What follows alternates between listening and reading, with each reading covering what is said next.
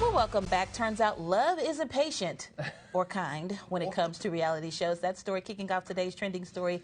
Here's a look at our hot topics brought to you by Annie at Walton Arts Center.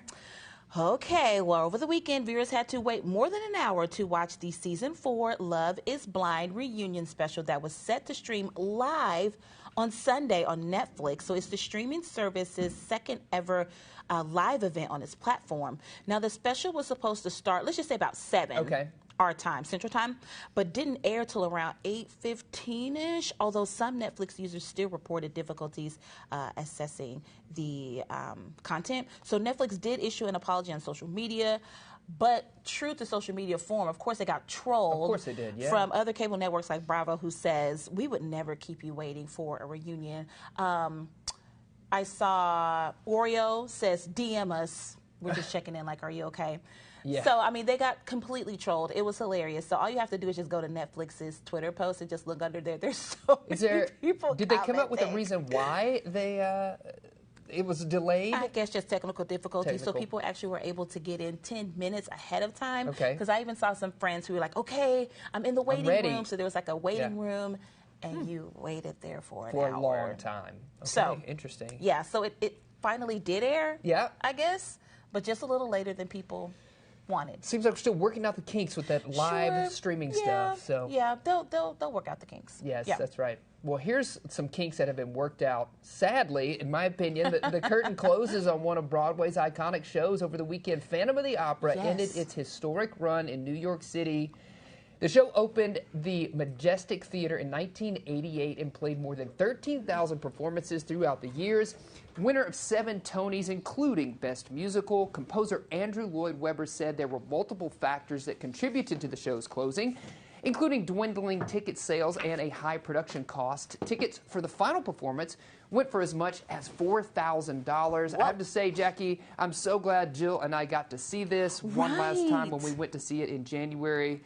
You know, we had to get it in before it closed. So now it's done. I know Andrew Lloyd Webber has another one opening on Broadway, or has opened on Broadway right now. So always busy stuff, always new stuff happening in New York. Yes, absolutely. I'm loving this story, the 127th running of the Boston Marathon that started today. But over the weekend, around 200 dogs and their owners turned out for a golden retriever meetup. That's what you're looking at right here. That event was to honor Spencer, the official Boston Marathon dog who died earlier this year. Spencer became the official race dog after a video of him went viral in 2018. The good boy was holding Boston Strong flags in his mouth along the rainy route. So many of the pups at the meetup over the weekend, they were donning yellow bandanas that said Golden Strong. So $1 for every bandana sold goes towards the Morris Animal Foundation's canine cancer research. So love that. Love that. Good boy. Yes. Let's switch gears to some sports news. Okay, so the NBA has fined Mark Cuban, Dallas Mavericks, $750,000, accusing the Mavericks of sitting players during an elimination game to improve their chances in next month's draft lottery. So Luka Doncic sat out for most of the game. 5 other players missed the game due to rest or injury recovery.